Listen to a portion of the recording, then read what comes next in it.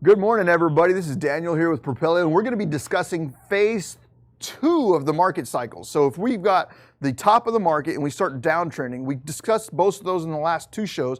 On this show, we're going to be talking about when we really start hitting towards the bottom and what you should be doing as a real estate investor on a downward trending market cycle to make millions. You can make millions down or up. We're discussing the down right now. So stay tuned right after this short break from our sponsors.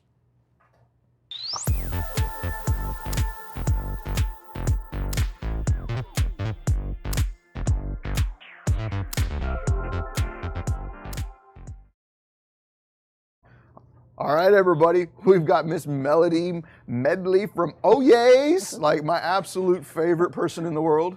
Thank you. Yeah, thank you for having me. I appreciate it. So like I've known you since 2012-ish, 2013-ish. Yeah, right around there. Somewhere in that range. Yeah, it's been a while. Like right when short sales became extremely prevalent in 2009, 10, 11, 12, probably all the way up until about 14. Yep. And what I mean by that is like short sales stacks, they're stacking to the roof. There were just thousands of them. There's always a time and place for short sales, but that's just the heyday of short sales. Oh yeah. And that's when we met. Like I was sending you over just tons and tons of leads, and out of nowhere I'd get a phone call, and I always love seeing that call already. Melody, because the only time you'd call me was one of two things: BPO or one of three things. Yeah. You're about to have a BPO, take care of it. Yep.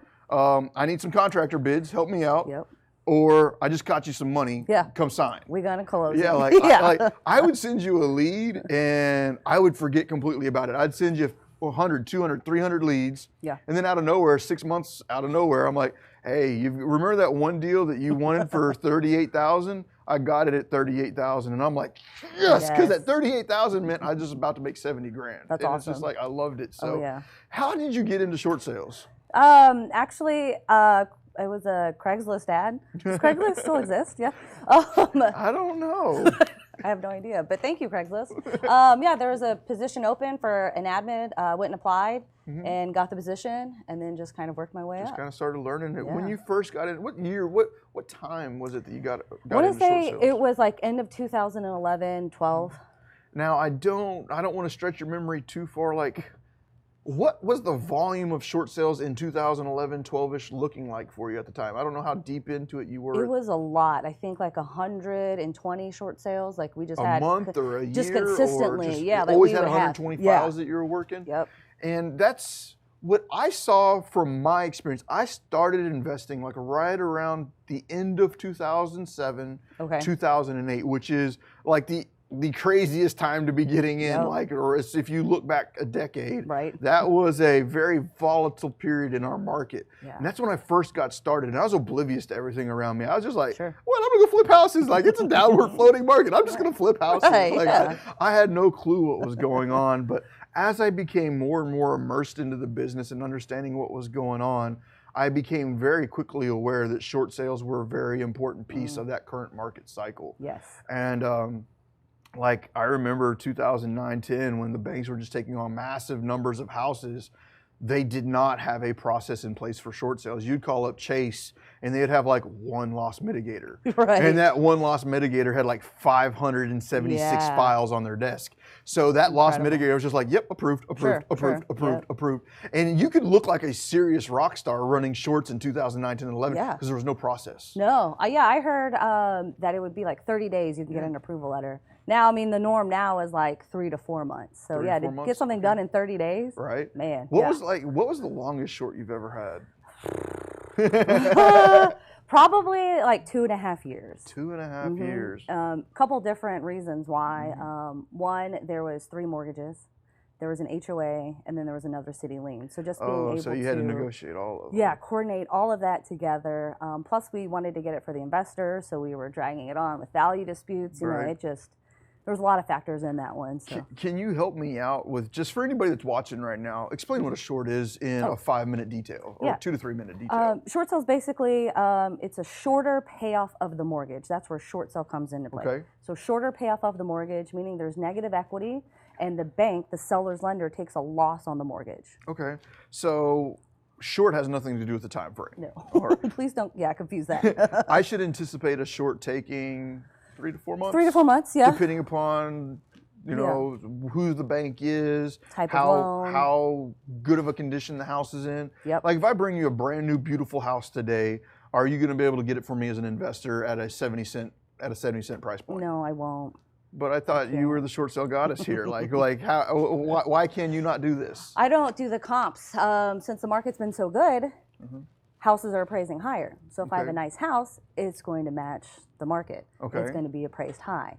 I can't give you a discount or get you a discount based on that. There's no proof to show that there's a discount required. Right, yeah. Now, if we're talking about a bad condition house that needs a lot of work, I can get you the discount there. All right, because you've done that for me plenty of times. Yes.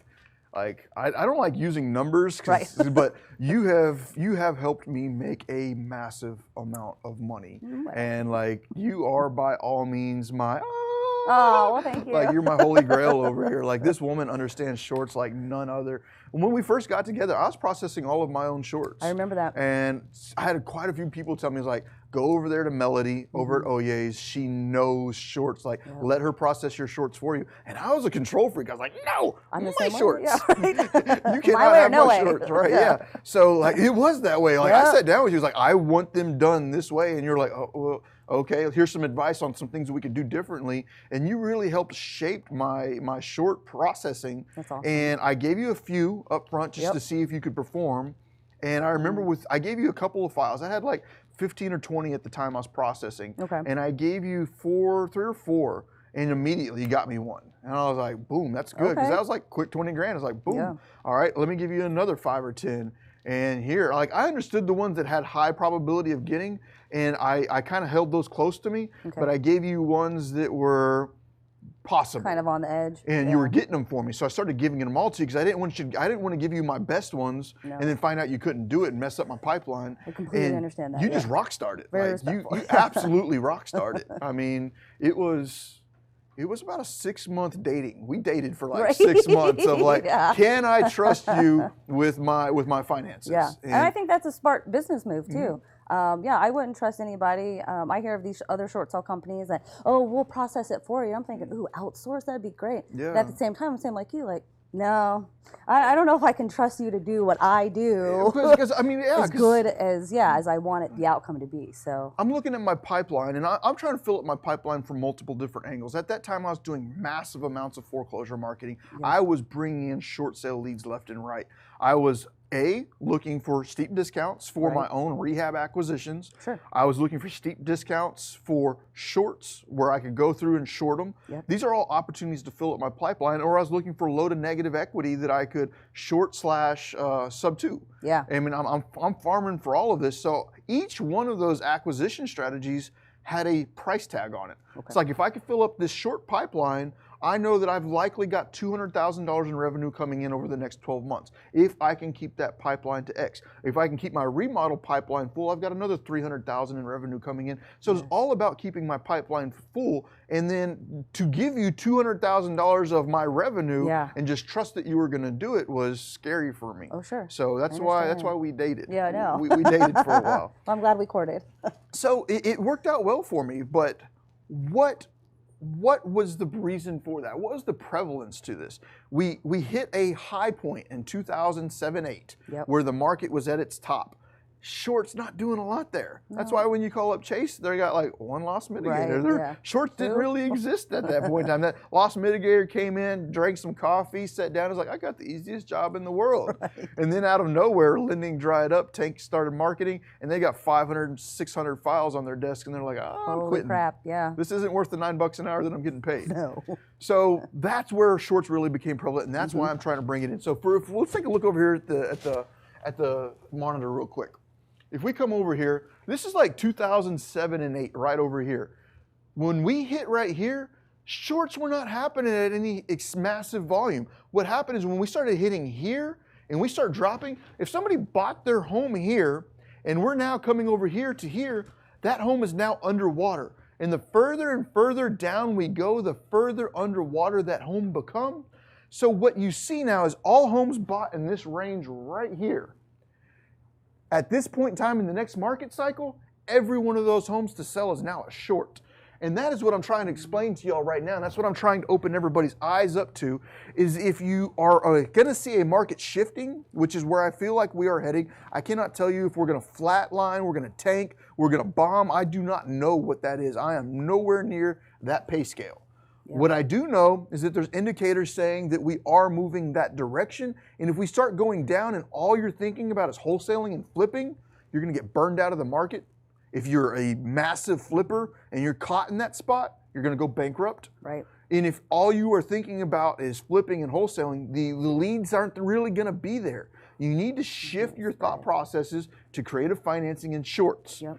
So you've got some data here in front of you that you're pulling from realtytrack.com. RealtyTrack is a big aggregator of data, and they submit that to us. What are we looking at, like right here in Dallas, Texas? What are we looking at as far as foreclosures go? So as far as Dallas, like city specifically, foreclosures are up 36% higher in July this time of last year. Okay. So between 2018 and 2019, we are up 36% in foreclosures. Okay. If we're just looking at from last month from June to July, we're up 20% just in foreclosures. So that's a huge number. I mean, those are solid double digits. Yeah. What we saw here though was like from 2000, I'd say 14-ish to 17-ish. Yeah. Foreclosures were starting to decline a little bit. There wasn't as many of them being filed. No. So we were seeing some of that, but now this is just a little bit of data. We don't have like a huge analysis to present to you, but foreclosures are on the uptick. Yes. There are other things like we're looking at days on market increasing. We're looking at months of inventory increasing. Yes. We're seeing retail properties taking longer to sell. Yes.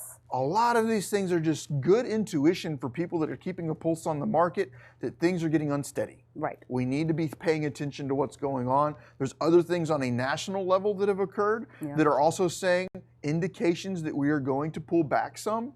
So if we do start pulling back, and if we pull back hard, how would you suggest somebody dealing with a short? Like if they have no clue what a short is, didn't you create a video series or something like that? I did. Okay. Yeah. So Propelio.com. If you we're not talking about how to process a short today. So if you're watching this right now and you want to learn how to process a short, that's not what we're talking about today. But we have already discussed this before. Yeah. Melody gave up a big chunk of her time, and when I say a big chunk of her time, I'm going to say like 6 years.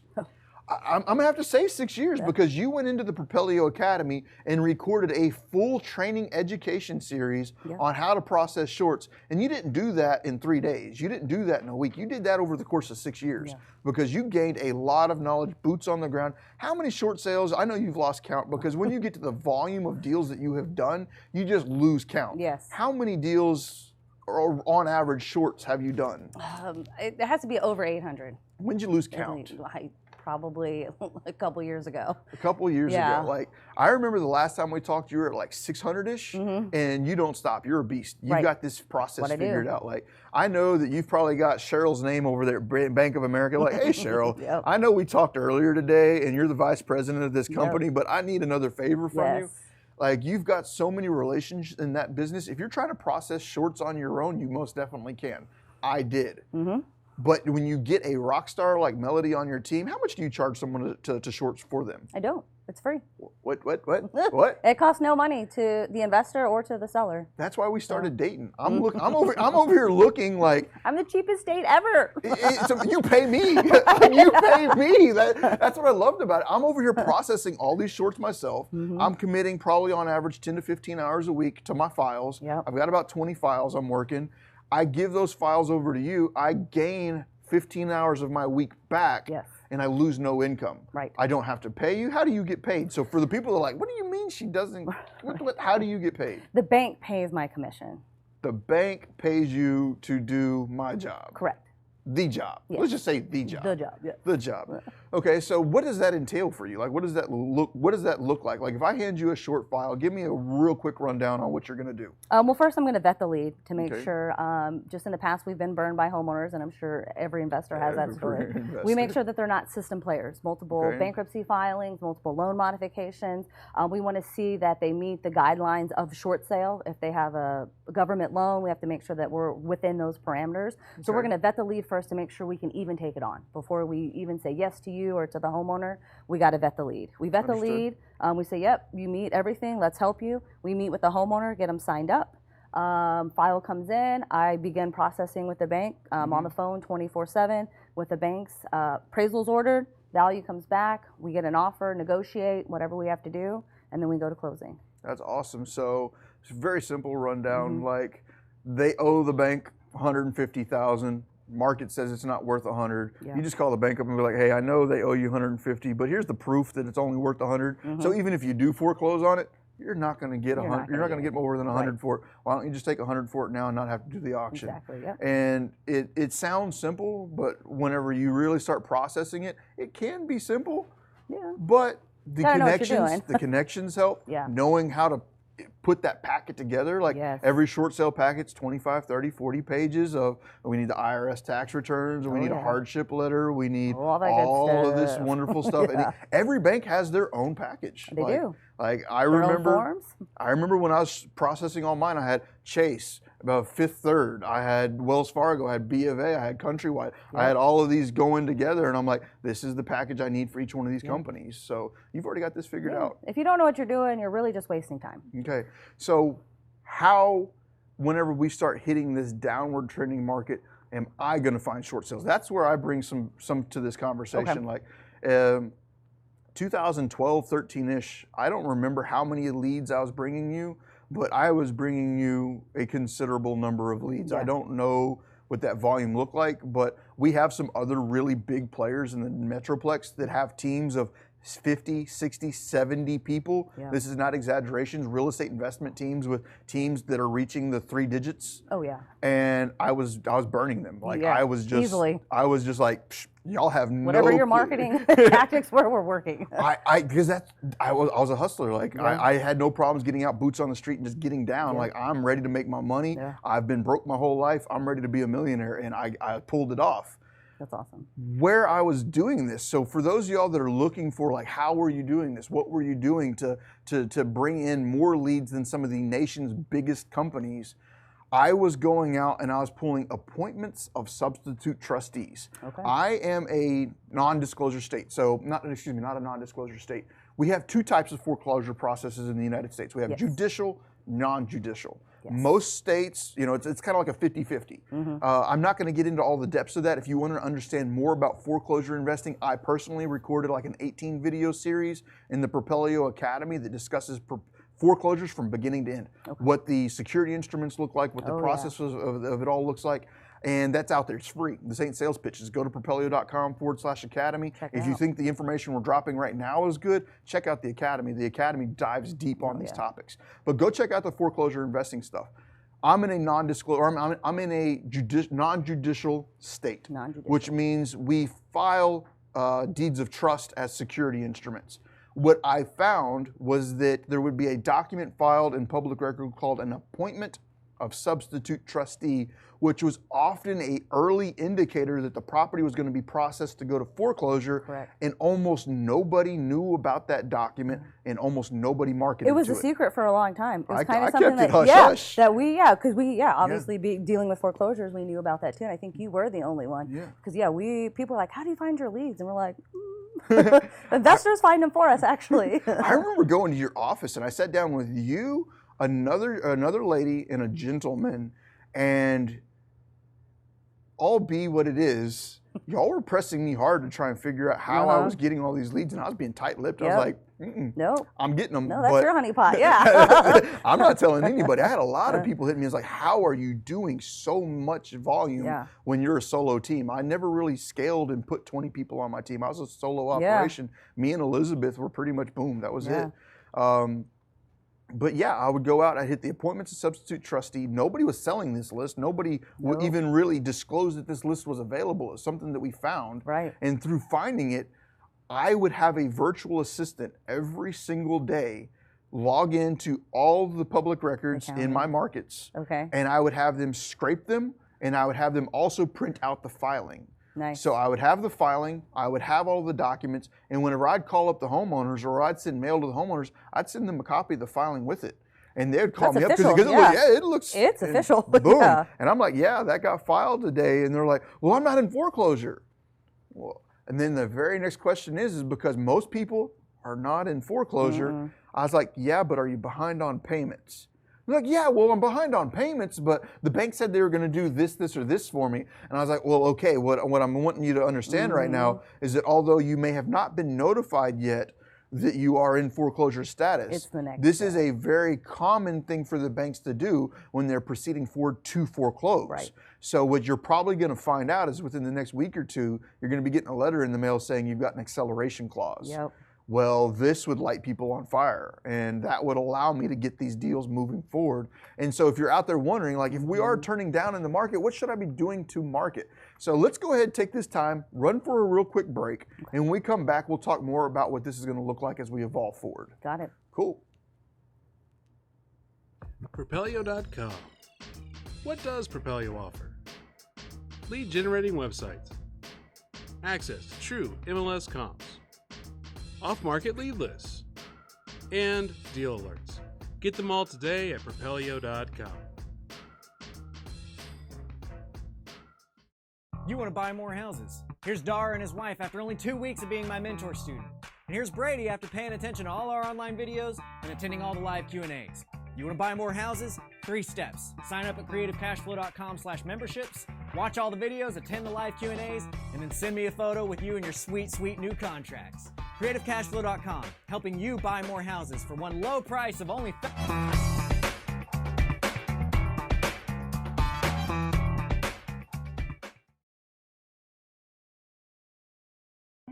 Hey, we're back. So I don't know how many people have questions that have popped up, if questions have popped up, but this is live right now. Do not miss the chance to ask this person all the questions you have about short sales. Do not miss the opportunity to discuss the market cycles that we're in. Are we in a short prevalent market right now?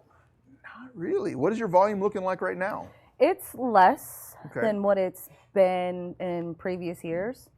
So 2012, you were saying about on average 120 files a month? Yeah. Are we at 100 now, 115, I'm more 60? at like 60. 60, so about half of the volume. Are your success rates going up? Like, has their success rate changed, or is it fairly consistent? Success rate has stayed same. I think it's primarily because I know what I'm doing. Don't mean to be boastful. What you do? Like, I'll do that for you. I know the end game, the strategy on how to get to closing. So knowing all those facts, my success rate is still high. Yes. 99%. Every now and then something will be thrown in my face. I'm like, I had no idea. So it's ever learning, ever evolving, but no, can still close short sales now, even though that they've slowed down. Okay. But so if what we're talking about is the cyclical markets using the right strategy for the right cycle, all strategies work in all cycles. I will never say that you cannot do X, Y, or Z ever. Right. You can always do it. There's just going to be time where it's feast and famine.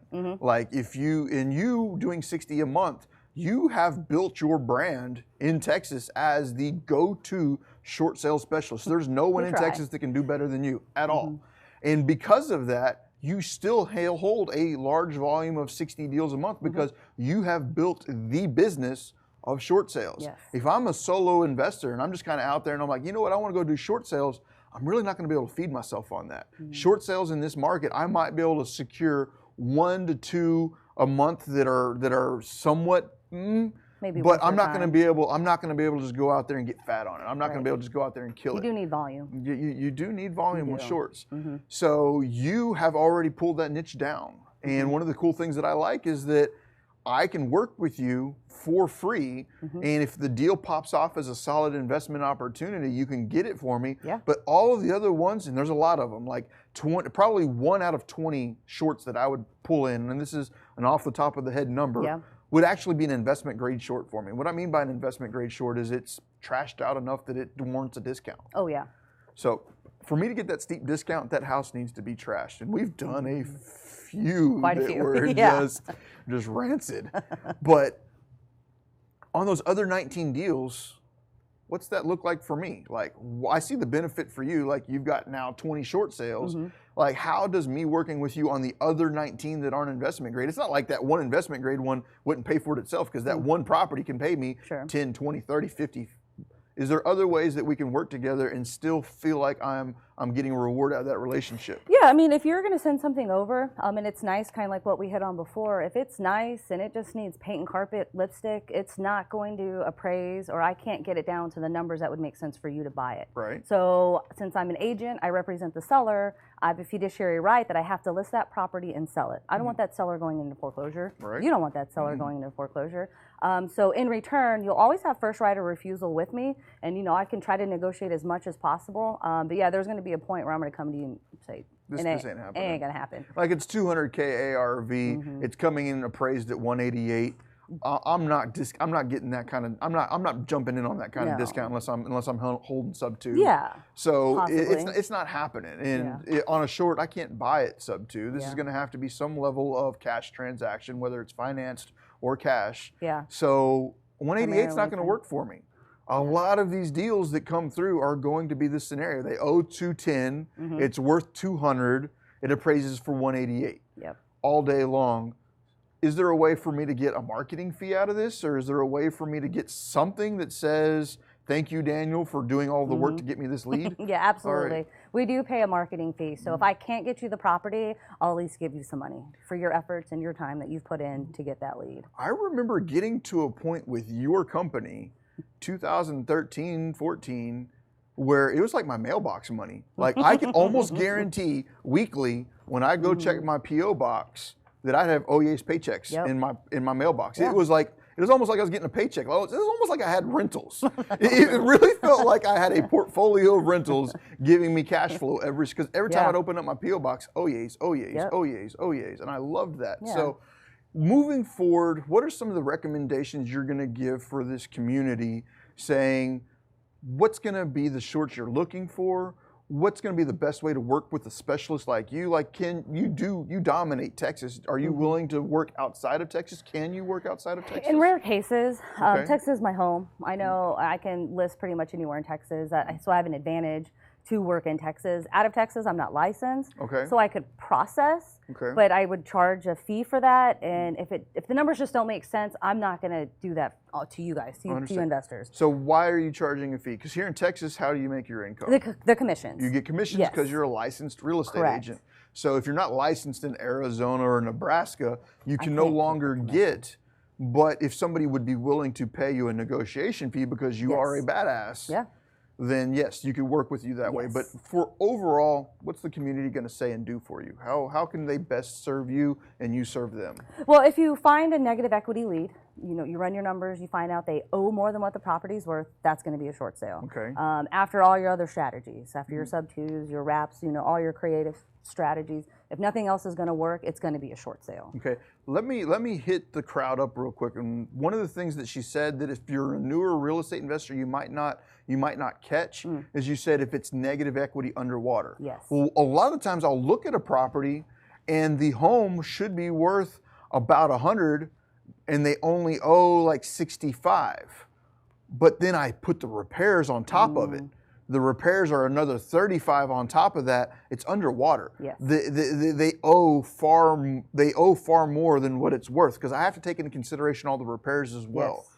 I'm glad you mentioned that. Yeah, because the as-is condition. Yeah, the as-is condition of the property, taking into consideration all repairs, it's gonna be underwater. Yeah. It might not be underwater because you might. It is what it is. Take into consideration repairs. Yeah, very true. I remember whenever we first started working together, I had one file. I had been working on it for close to probably 2 years. And this was a B of A loan that owed like $78,000 on the note. And the home was trashed. It was a hoarder property. It had a lot of cats, and it was bad. Say no more. And they went through bankruptcy, so I had to pull it out of bankruptcy. It was the very first short file I had ever pulled on. Wow. But I remember working with you and you helping me get that process move forward. I still maintained negotiating it, but you gave me tips and tricks. Yeah.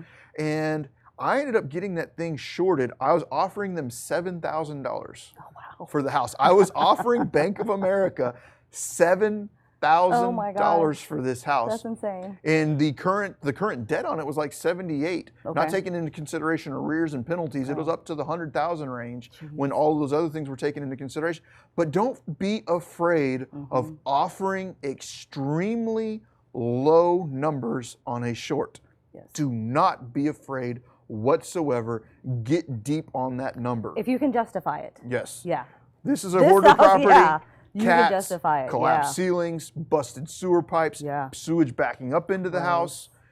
Offered $7,000 all day long for it. They kept coming back with a short value. They were wanting to get me at about $45,000, $50,000. I'm like, I'm not paying $50,000. ARV on it's $110, $115. It needs $35,000, $40,000 in work.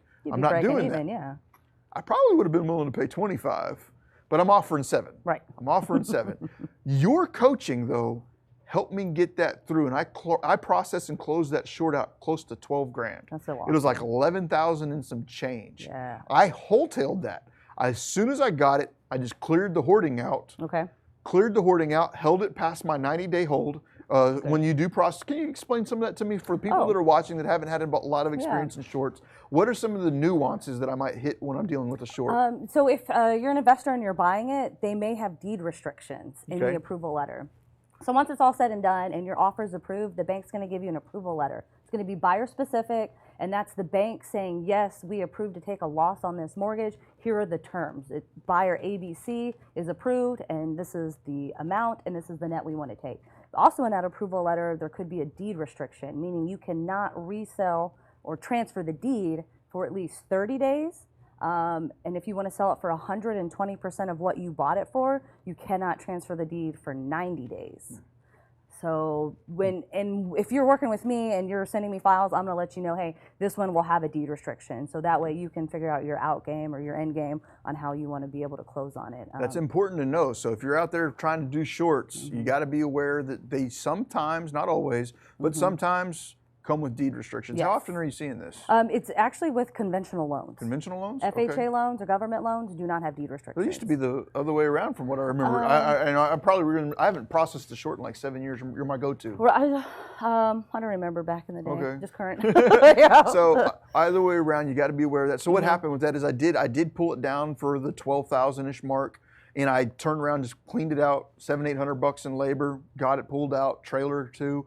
Nice. After all of that said and done with, I waited the 90 days, turned around and immediately resold it for $38,000. Beautiful. So like almost pure profit. I didn't do any repairs to it. I didn't go in there and remodel it. Took a real quick $20,000+ lick, and it feels good when you're able to make. At that point in time, I was fresh into investing. That was like half of a year's salary for me at the time. That was probably more than half of a year's salary. Because at the time, before I went into doing shorts, I was working like $9 to $10 an hour in construction. I was on a construction site pulling wire, bending pipe. I was an electrician. So that was a huge win for me. Yes. And that's kind of what got my feet started and got me really digging in on real estate. I've got a couple of questions popping up here from the crowd.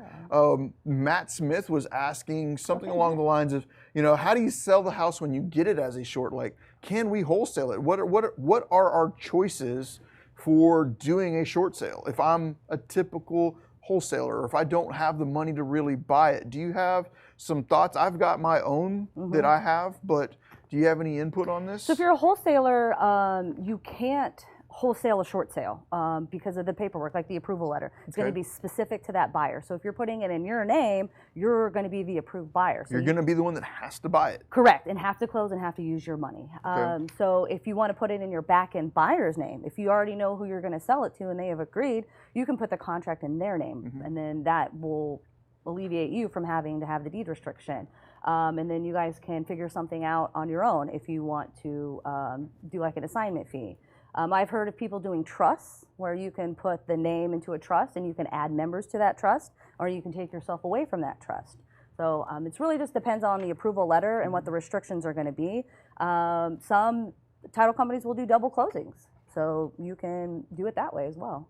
As long as you don't have the deed restriction. As long as you don't have the deed restriction. And what we mean by double closes, if you are a newer investor that do not understand double closes, I am the wholesaler.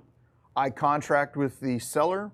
I buy it at 9 a.m. Monday morning, and at 10:30 a.m. Monday morning, I've already resold it to somebody else. Double close. I buy, sell immediately. Real fast transaction. And if I don't have deed restrictions, that's something I can do. As a wholesaler, I can use transactional funding to pull that deal down. No worries there. But if I do get an approval letter with deed restrictions, it will not be able to double close. Correct. I've seen other investors. I'm not going to get too deep in the weeds on this because this does get creative, and when you do get creative, you need to be properly informed. Yes. But there are investors that will contract in trusts and then transfer beneficiary interests of the trust upon sale because the trust is who the approval letter came through, and it's a different, you're not selling the house. No. You're selling the beneficial interests of the trust. Exactly. I've seen other people do LLCs where they will create shell LLCs that have no assets. They will contract it with that LLC and then sell the membership rights of the LLC. Yes. So there are ways of making this happen, but you need to be better educated, better understood, and have the proper legal guidance to make those transactions happen. And if you find a short sale and you want somebody to do it for you, make sure you're asking that person these questions up front before you get to closing. Because then if you can't close for whatever reason, then you're going to screw the homeowner over, and we're not in that business. Okay. I like that. I've got Matt Smith dropping lots of questions. I like that you're engaging, Matt, for all of the people watching right now. And we've got quite a few people watching. This is your opportunity to sit down and ask some serious experts in the industry how they can help your business and what you should be guiding and looking through. Matt Smith says, so you tell the homeowner you got it for 70 cents on the dollar.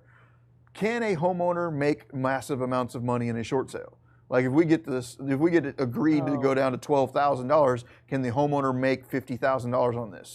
A seller legally cannot make any money off of a short sale. It is illegal for them to get any proceeds from the sale. Okay, so if you're confused when you hear that, cash for keys. What's happening there? Because we will hit this serious occasion sometimes, and when you're out there negotiating to contract short sales, some homeowners are gotten to the point where they're educated enough to know that that's on the plate, on the table. What are you seeing for cash for keys right now? How does that, first explain what we're talking about, cash for keys, and then what are you seeing happening right now? So cash for keys or relocation incentive is where the bank gives the homeowner proceeds to move. We call it relocation money. I think cash for keys is mainly used for deed and liens, which is another type of transaction. So we call it relocation money, and the bank will give them $3,000, even up to $10,000 now for relocation money. Basically saying you've kept the house in good shape, you haven't poured cement down the toilet, you've cooperated with the short sale, so they will give them $3,000, and that's from a government fund. That doesn't come, it's not considered proceeds of the sale. So they'll only get that money. And when we meet with the homeowners up front, we're letting them know that that is the only money that they're going to be able to get. They're upside down. They owe money to the bank. The bank's not going to, in return, give them money for not paying their mortgage. It's just an incentive program that the banks will allow the homeowners to get.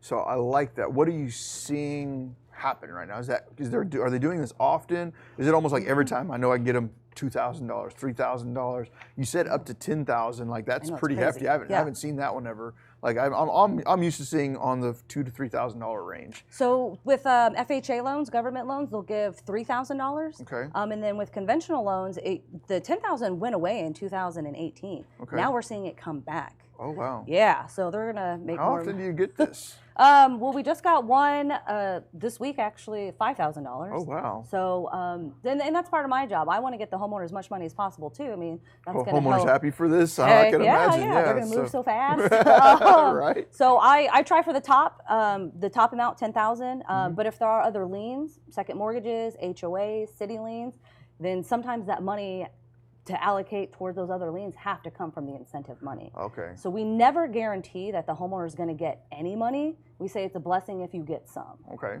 And then, of course, I try my best to do what I can to get them that money. So you mentioned HOA liens, city liens, taxes. What liens are common that you're able to short? Like, if I get an IRS tax lien, are you shorting that? No. Yep. IRS is like...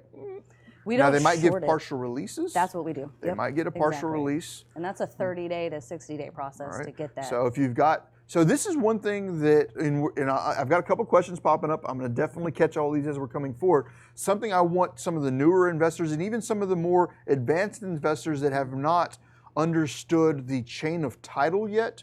Chain of title is extremely important to a real estate investor, and the position of liens, lien positioning. First position lien, second position lien, super liens. What do I mean by super liens? Super liens are like liens that take precedence over everything. Property tax. Property taxes, super liens. So whenever I get a lead in, I might initially look at it and be like, this is a dead deal. There's no equity here. I've got several cases in point where a lead will hit the table and it's like, there's no equity, it's not a deal, roll on down the road. But if you are a advanced investor that understands title, I can start looking at title, and this is where I will start securing deals at massive discounts that other people skip on, is because I have the knowledge required to see this. I'll look at the title work, and I'll be like, this is a homestead. I understand my Texas homestead laws. Texas homestead laws are tight as hell. There's very little that can be placed against a Texas homestead and stick. So if I start seeing abstracts of judgment, if I start seeing mechanics liens that are not tied directly to the property, if I start seeing child support liens attached to a property, if I can see all of these liens attached to the property and there's $60,000 worth of abstracts. Well, if I know that all I need to do is send, all I need to do, let me repeat, all I need to do in Texas, and that's because I know my laws. If you're a nationwide investor, learn your state laws. All I have to do is send out a letter to that debtor, and basically say, hey, you have filed a fraudulent lien against this property. If this property goes to foreclosure due to your fraudulent lien, you will be pursued legally for their actions. You need to remove it right now, and I am giving you 7 days, according to the Texas law, to get that lien removed, or I will be coming after you personally when this property goes to foreclosure. Boom, I just made $60,000 in equity. Major equity, I just made $60,000 in equity off of a letter. And that is where understanding this as a business, understanding this as a holistic approach, all I'm looking for is lien positions. And I discuss lien positions heavy in the foreclosure class in Propelio Academy. That free resource that we've all built for you, it's there. Go out there, read about lien positions. But whenever you start looking at chain of title and you start seeing HOA liens, abstracts of judgments, mechanics liens, mowing liens, city liens, tax liens, IRS liens, there's differences between tax lien, or a city tax lien and an IRS lien. Different processes, different possibilities. Knowing these things and having someone like this in your corner that already knows these things are great to have for you. And if you don't understand lien positions, definitely watch the videos, but also talk to your title company that you use, because they can be of help and send the letters as well. I love this. I love this. So let's hit a couple of these questions popping up. I had somebody ask, can you close short? Neil Howard is saying, can you short Houston? Yes. She can take Houston all day long. We got another one popping up. It says, what's the best strategy to use right now for Marvin? Sub-2 wraps are fairly safe right now. You're not putting yourself, as long as the rental market doesn't tank, and I don't really see that being the case. Maybe it retracts a little bit because the rental prices have came up and your ability to do that. But if you sell it on a wrap, you've locked that in. So sub-2 wraps I feel are pretty safe right now. I wouldn't really want to be flipping, like, unless I got a solid flip, like I got at a steep discount, like I know I got the right discount I needed. I would not be flipping it at above 70 cents on the dollar right now. So if I was flipping, I probably wouldn't be doing it at scale. And I'm not saying you can't flip. I don't ever want, because inevitably I'll have someone jump in here and be like, ha ha, Daniel's stupid. You can do a flip right now. I get it. Like, you can do every strategy, every cycle. There's just certain strategies that are better for certain cycles. So like sub-2 wraps right now, I don't see any issues with those. Getting shorts where I can get them down to the discount I need. Flipping if I get the discount I need. Where I'm scared for people though is the people that are one-trick ponies that are like, I know how to do nothing but flip. I know how to do nothing but wholesale. That's scary. If all you're doing is flipping right now and you are deciding to take on massive volume at small margins, you're preparing yourself for bankruptcy. You may have killed it from 2013 to now, and you think you're a rock star because you were in an upward trending cycle using a strategy that works in an upward trending cycle. If we move flat or move down and you're trying to do volume at lower margins, you're preparing yourself for trouble. I have an analogy for that. I always say, like, I was in the service industry for a long time. So hostess, server, bartender, manager, cook at one point. I think you have to know all the positions of your job. So knowing the different strategies is basically half the battle, and then knowing who to outsource them to, since if you're a one-trick pony, you're only good at flipping, okay, that's great, but stay in your lane, but stay in your lane, but know who you can send out the other deals to. And back to Marvin's question, short sales are really relevant. Yeah, thank you. Prevalent. If there's absolutely no other creative strategy to use to buy that house. Basically, we always say short sales are the last option before foreclosure. So if you've tried all the other strategies and the numbers aren't working, you can't sell it, whatever the case may be, it's 99% going to be a short sale at that point. So that is that is what we need to know. So I don't really know. Let's go ahead and drop to a break. We'll come back, fill in with a few questions, and then coming back from there. If y'all have questions, take this break as an opportunity to drop them in there. There are no good, bad, wrong questions. No. Like, I get it. We have people watching this program that are all the way from just heard about real estate investing last week to they've done their 20 or 30 or 5th deal. We have people watching that have done millions of deals, millions of dollars worth of deals. So we have people across all boards. We try to drop content that's relevant to everybody. So if you're out there, don't be shy about the questions you have. Drop them in there, and we'll come back right after this short break, catch some questions, and wrap this up. Okay.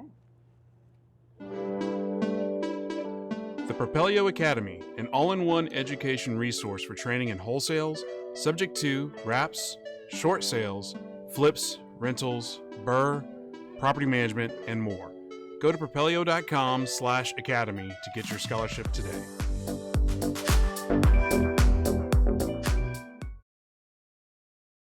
Propelio.com. What does Propelio offer? Lead generating websites, access to true MLS comps, off-market lead lists, and deal alerts. Get them all today at propelio.com.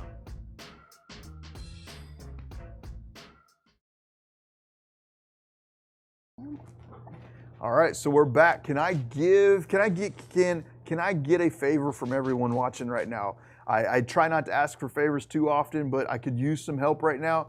I've got about 32 likes, thumbs, hearts on Facebook. I've got some going on over there on YouTube as well. If you've got the time, can you give us some love? Can you give us some hearts? Can I see some hearts flooding the screen? Can I see some thumbs popping up? Can I get some love from the crowd? Because we're standing here in front of black boxes known as cameras, and we have no clue what's going on in the world. Like, we see some comments here and there. I see a lot of people watching, but I don't really know what the crowd's feeling right now. So if you're feeling the love, send us some love our way. Don't forget to subscribe. Don't forget to share it. Don't forget to drop some comments in there. Where are we hearing from people in the world right now? Like, everybody out there in the world right now, tell me where you're tuning in from, because I'd really like to know where our audience reach is getting to. But we've got a couple of questions popping in. We've got Matt Smith saying, how long does a short take on average? I hear they're not short at all. Like... No, very astute. No, short sale does not mean short in time, just means shorter payoff of the mortgage. Right now I'm averaging about 3 to 4 months, just depending on type of loans, different types of liens, things of that nature. They can drag out 6 to 9 months. I think I mentioned earlier my longest one was 2.5 years. So my longest one was right at 5 years. Wow. You know that property. Yeah, I think I do. It was a 5-year-long short, but it's worth it. It was definitely worth it. Because what I want to make sure that everybody watching understands this. We say 5 to 9 months, 4 to 9 months, 4 to 6 months, whatever it ends up being. Yeah. Is it really 4 to 6 months per file of actual work? Like, I'm working 6 months? Or is it more like I'm working 2 to 3 hours a week per file? Yeah, I call on all mine 3 times a week. So sometimes it's about 30 minutes to 45 minutes for each call. Okay. So about 2 hours a week. Yeah. So when we talk about 6 months to get one of these done, it's not 6 months of 40 hours a week. Oh, right. It's 6 months of 2 hours a week. So 4 hours a month times 6 months, 6, 12, 18, 24, 24 hours. You've got 24 hours applied to this file. In 24 hours, I pull off, I don't even want to say this because I feel bad. No, don't. In 24 hours of her time, I make 30 grand. What's my time value of that relationship there? Really? My time invested into that was the marketing that went out, taking the phone call, analyzing it, realizing it's a short, flipping it over to you. You contract it for me. I don't even have to go on the appointment. No. You contract it for me. Yeah. You process it. You invest 24 hours a week into this, and I feel horrible saying this. No. I do. I feel horrible saying this, and I make 30 grand. Wow. Everybody out there right now should see there's value in that relationship. We all make our money, just in different ways. But where you make your money is you're doing 100 of them a month. Yes, exactly. So you get it in volume. Like you're not by no means you're out there crushing it. It's just we make our money in different ways. Yes. So I love that we're able to create a relationship that we both get value in, that we both succeed in, and we all win. Like we do. Like there's no point in all of us. There is something that Grant Kemp says, and I love when he says this. He's like, you and I arguing about competition in this market is like two fleas hanging out on a St. Bernard arguing over who dog it is. It's like there is so much to go around. That's true. If I have the scarcity mindset to be like, oh no, you're on my St. Bernard, like let's get over that. Come on, guys. Let's show each other some love here. We got people tuning in from all over the world. I just lost my TV. I don't know what happened to my TV. So if that comes back. What we've got going on right now is I just had another question. I don't remember who it was from, and I might not directly recall it, but she is a real estate agent. Okay. She just got some training on shorts and foreclosures, I'm assuming through continuing education. Oh, I'm sure. What is your thoughts on that, and what she should be doing to continue her education? Definitely, I think if you're going to process a short sale yourself, if you want to be the agent and represent the seller, partner with somebody who's done it. If you're in my neck of the woods, I'll partner with you. That way you can ensure that you get it done correctly. Because again, as agents, we have a fiduciary right to get that job done for that homeowner. If agents take this on and they don't know what they're doing, they can inevitably force the homeowner into foreclosure. They're trying, they want to do good, but they just don't know what they're doing. Can I pause on that for a second? Sure.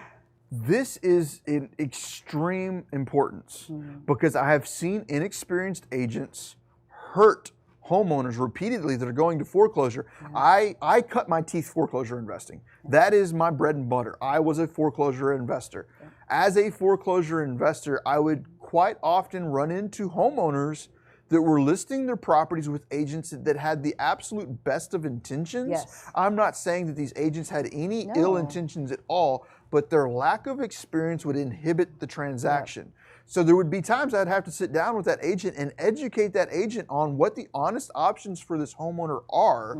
And there would be times where the agent would refuse to listen to me because I'm not licensed. You know, some agents, and this is not me dogging on anything, but some agents do get that feeling that because they have received a license that they are magically more intelligent than or more educated on this than I am. It's like you took a 4-week class. I've been doing this for 6 years. Like I got this figured out. Agents at times, you know, just need to understand. Another resource for them though. You did probably about a 5-hour long class for the Propelio Academy. So if you would like to get further education, get deep down in the weeds, I do not know what it looked like for your continuing education class. It was a day. A day. What you might be able to do is get another perspective from someone that's processed close to 800 of these, jump into the Propelio Academy. I can say this again, yet again, another free resource that Propelio provides to you. Propelio is a software company. So anybody out there right now that has confusion about what Propelio is, Propelio is a software company. We provide lead lists, we provide real estate investor websites, we provide lead management, we provide up to 5,000 leads downloaded per day. We provide all kinds of stuff. We provide access to MLS comps. We have a mobile app now. So if you haven't seen our mobile app, Driving for Dollars is available through Propelio. We've got all kinds of resources available to you. So check out Propelio.com. But another resource that we do provide is the Propelio Academy.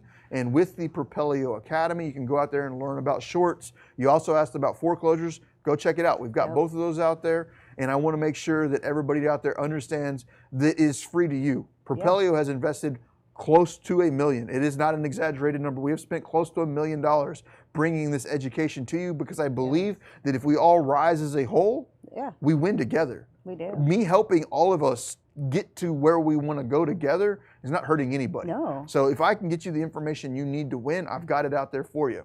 I want to take a moment to say hi to my kids. Yeah. Tyler, Zyla, Daddy loves you. Like, I haven't got to see y'all much of the last couple of days. I've been working a lot, but I promise you, Thursday I'm going to take the time to kick back and hang out with you. Tyler, Zyla, babies, I love you. My wonderful wife that's at home holding down the fort. Thank you for taking on and supporting us in this. Thank you all. Thank you all for watching. Y'all are the rock stars out here right now. Those of you taking the time to go out there and get the education, y'all are taking more action than 900% of the world out there. Taking the time to learn this. Now take the next step and you will become the 1%. If you take the next step and apply what you are learning, that is the next big piece that you're going to have to pull off. You apply it and you'll see a change in your life like never before. So let's see if we got any other ones that floated in. We got Rhode Island in here. We got Atlanta, Oklahoma, possibly Dallas, Memphis. We got people from all around the world watching right now. I love this. What are the most shorts you have had at one time? It sounds like you should have multiple shorts going on at once, correct? Good insight. It's all about volume with short sales. Right now we have about 60 short sales going, and I can probably close 4 to 5 a month. So we like to burn and turn them as much as possible. Okay, yeah. Like you keep that pipeline full. Everything in real estate is volume, numbers. Like the better you get at running your analytics and your understanding the dynamics of your pipeline. I'm going to give you all a real quick tip on some of my failures. I have failed a lot. Like anybody that stands at the front of the room and they just put on this facade of greatness, like I've never lost money on a deal, I'm nothing but roses and unicorns. I start getting really nervous about them because it's like I know what it's like to lose money on a deal. I remember every single one of them very clearly. Because you start learning, you cut your teeth one way or another, and it just is what it is. Yep. One of the biggest mistakes I made starting out was getting a roller coaster pipeline of this. Okay. And the reason my pipeline would look like a roller coaster of like this is because starting out, you have no pipeline, you have no leads. So the first thing you're going to do as an investor desiring to win, you're going to do a bunch of marketing. Yep. So the marketing starts going out and the phones start ringing. Well, if I'm doing all the marketing and now all of a sudden the phone starts ringing, what am I now doing? You're the sales guy, yeah. I'm answering the phone. Yeah. And now that I'm answering the phone, I'm qualifying leads, I'm going out on appointments. Well, if I'm answering the phone, qualifying leads, going out on appointments, what am I not doing anymore? Marketing. So I would go out there, do the appointments, I would then get contracts. As I would get contracts, now who's managing the files? Me. Ooh, yeah. Well, if I'm managing the files, what's not happening? No marketing. So now that I'm managing files, I get to closing, I get to payday. That payday pays me nice. And I'm sitting there like, yes. And now I go back to look at my drawing board and what's not there? My pipeline. Leads, yeah. The leads are gone. So I have to send out marketing. So what happens is I'll start seeing this in my business. Waves of income followed by waves of nothing. And that's like a 3-month cycle. Yeah. So I'd spend, a month of marketing and getting the pipeline to come in. I would then start working the pipeline, and then I'd get to the end of working that pipeline, and my pipeline would be empty. Yes. So if you are seeing this in your business and or you want to prepare yourself for not having this in your business, you got to remember that regardless of what you're doing, especially if you're a one-trick pony, like you're doing it all, you need to keep that marketing going every day. It is a daily business. That is a non-negotiable in your business. It's going to suck. It's going to be a grind. That's where the 90-hour, 100-hour work weeks come in. But you're going to have to do that for the first year unless you want to see waves of income. Yeah. To keep that consistent, you're going to have to do 5 jobs. 5 jobs mean you're doing 90 to 100 hours a week, and then learn how to outsource those jobs to people. Get a transaction coordinator on. Get somebody to handle your incoming inbound phone calls. Get somebody that's at the office every day making sure that your marketing is happening, and then you stay in the lane that you're the best at. Yes. I was comfortable with my personality index. I'm a visionary. I am a solid venturer. My personality profile says I'm a closer. I can get into that house and I can close. Stay in my lane. I'll just go close, let somebody else handle the transaction coordinating. I'll let somebody else handle the marketing, and just make sure that I give them the processes needed to get that going. Yes. That's when you're going to start seeing your business do this. Yep. Okay, so that's just my drop of hints. If we got any other last questions, any questions for Melody, any final thoughts from Melody? I'll see if any questions popped up. Let's see here. I like the Propelio Academy, have the best courses, learn so much. Thank you for that one, Knee Huff. If anybody else in here has ever been in the Academy, you have some kudos to drop for us. I'm gonna have to beg you for them because it means a lot to us. We don't get to interact with you guys. No. Our only time to sit down here and be like, hey guys, we love y'all as a community is when we're standing here staring at these cameras. We don't get the feedback that we would normally get. So what would be the strategy when you receive a short sale with a deed restriction? How would you monetize that? I get a 90-day deed hold or something like that. Okay. You can still market the property. You can still do whatever you want, fix it, hotel it, start to rehab it, but you can't transfer the deed. So you can mark it, you can get it under contract, you can do whatever you want. You just can't transfer that deed for that many days. Okay. So if you are not in a position to take that deal down yourself to buy it, because you're going to have to hold it for the 90 days. You're going to have to be resourceful. Yes. You have to persevere. One of the key things of an entrepreneur is building that resourcefulness muscle. And that comes through network. If you do not have the capital to take it down, find somebody ahead of the time that you are able to get that capital from. Yes. So that you can take it down. Whether that be private capital, hard money, yes, partnering with another investor that's more experienced, figuring out what that is up front, contracting the property in the entity of whoever should be buying it. Yes. So that way you're prepared for the payoff, and then you just anticipate knowing that if this is a conventional loan and or other loan types, I mean, it can vary. It can vary, yeah. No, absolutely. That you might have to hold it for 90 days. Yes. Be prepared to include that into your budget, hold it for 90 days. But one of the benefits about that I see right now, and possibly a risk, well, that's debatable. Okay. I see that in the years past, the last couple of years, to maximize every wholesale you do is to wholetail it. You take it down and then put it out on the retail market, and the retail market is wild right now. Yeah. People are paying money for properties that I never in a million years would be comfortable doing, but I'm seeing people do it. Yeah. That's another thing that leads me to believe we are moving to a statement that Warren Buffett has made very, very, very famous. I sell when people get greedy.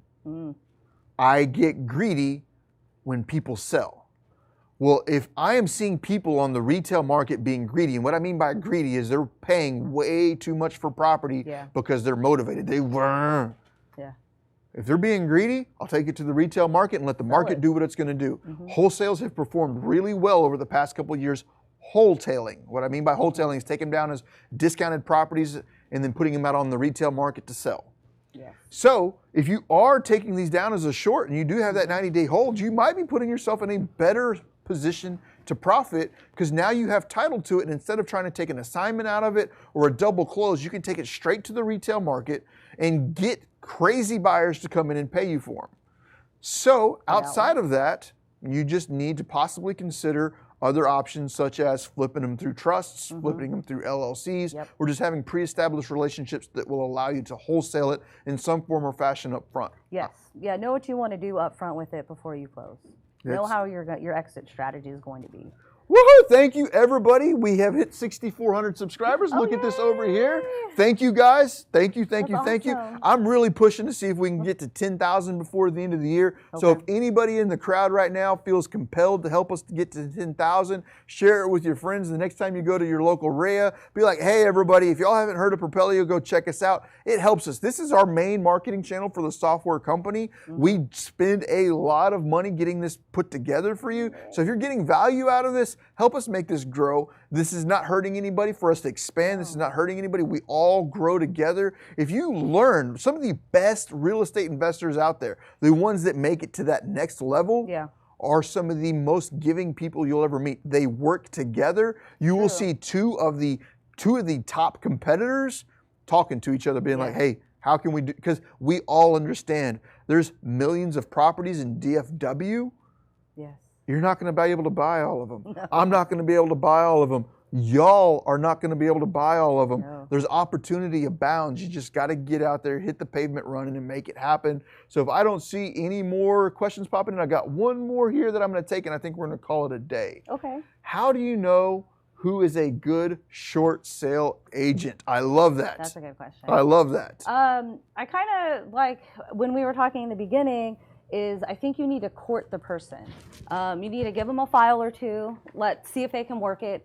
There's going to be different circumstances. Daniel, you may send me 5 and I'm not going to be able to do 1 because there's going to be some government restriction that we have no control over. Right. So if you're sending me 2 and that's one of them, now I'm at 50% chance getting you a house. But I think the main thing is that the person or the agent's going to be open and honest and blunt with you. I am.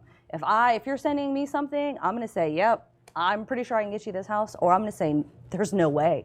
And we're going to talk about it up front before. So I think if somebody's just very candid with you, obviously if they have experience, and if they've been referred to you, those are definitely good ways to find an agent. Let me throw another caveat on top of that. I do not know how other states work. I do know that we courted for a while. Like I was giving you my leads to see that you could pull them down. But a couple of things that I would also take a look at at my stage of the business. Okay. Texas, as a real estate agent, your transactions may not be made public, but you can go into the MLS and see the volume of what they're doing. True. I can verify that what they are saying is accurate. Yes. So if I come to you and you're like, I'm doing 800 short sales, I'm like, show me the proof. Right. Show it to me. Yeah. Don't just talk about it, show it to me. If I've got somebody telling me they're doing 500, 600, 700 of them, I'm like, show me. Yeah, should be easy. Number 2 that I'm gonna look at, how long have they been around and how long have they been with their brokerage? If they've been in the business for 7 years, they've been at the same brokerage for 7 years, they're not bouncing all over the place. No. I've got a good understanding that this is probably a solid investment in them because they have their stuff put together. Right. If I'm looking at you and like, you've transferred brokerages 7 times in the last year. What's going on? What happens when an agent leaves a brokerage? Their files get left with the broker. Yeah. My files do not go to the agent. My files go to the broker. So if you're my short sale person and I bring my files to you and then you bounce, do my files bounce with you? No. No. You got to pay attention. This is your pipeline. My numbers, these are my real numbers. I was anticipating making $200,000 a year just off of my short sale pipeline. Okay. No other pipelines included. I wanted $200,000 a year off of my short sale pipeline. That's why I built it. Yes. If my short sale pipeline is invested in an agent that bounces, I could potentially mess up my $200,000 a year in revenue because I'm putting a lot of faith in you, and I've put faith in you for a long time, close to 7 years now. You've never done me wrong. I've never heard a bad thing about you. You are the short sale goddess. I'd like to end with you giving everybody a way to get in touch with you. Let me know. Yeah. How can people work with you? You can email me, melody@oyes.com. Find us on Facebook, on the internet, oyes.com. My phone number is 972-537-7983. I will say email is the best because I am literally on the phone 24/7, but I am in front of my computer so I can respond right back to email. If you have questions, if you're an agent and you're processing a short sale and you're in the middle of it, or if you're an investor processing your own short sale and something came up and you're confused or have a question, give me a call. I'll walk you through it. I like to beat up banks. Like, I don't mind. They call me the bulldog at the office because I'm always yelling at the banks because, we have an end goal in mind. So, I'm always here to help. That's what Propelio is here for. So, yeah. Much love. Use and abuse me. I'm going to recap this. I'm going to bring it back for those of you. Why am I discussing short sales right now? And it all boils back to this chart we have over here. If we pull this chart up right here, I need everyone watching right now to understand that where we've been for the past several years is we've been on this upward trending piece over here. See my little hand over here? Whoop, magic hand, Vanna White over here. We've been in this. Shorts have still been around, but they've not been the prevalent strategy. Where I think we are is somewhere in this area right here. And how long we'll stay in this area is an unknown, but I think we've got another 18 to 24 months of being in this area, which gives you plenty enough time to learn what we were talking about here. But when we start going this direction, shorts are going to be fire. And I want you to be prepared for the future. Where I have seen a lot of info salespeople get into this business is they are aware of how these cycles work. And they start selling you the strategy that worked on the last cycle. Oh. They preach to you and try to get you on the last cycle's big thing. They're not giving you the next step. They're giving you the last step because they're not looking for competition.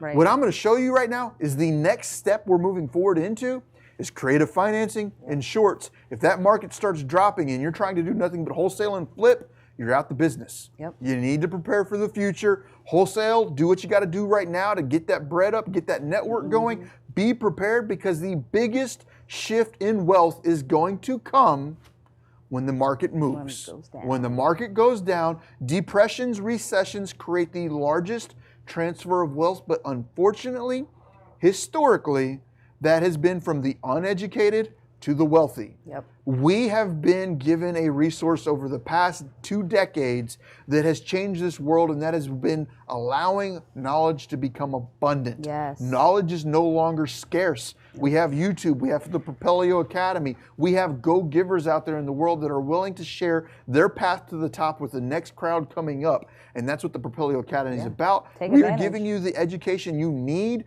to get out there, pull down, and get up there to that next millionaire, because a millionaire is not how much money you have in your back pocket. It's the knowledge you have in your head, because if you have that knowledge in your head, you will be a millionaire, and that's what we're trying to prove to everybody through the Propelio Academy. Yes. And I'm looking for y'all to win. Thank you, Melody, for being on the show. Everybody out there, thank you for tuning in. Help us share. Go to Urea, mention Propelio. Much love. We're out.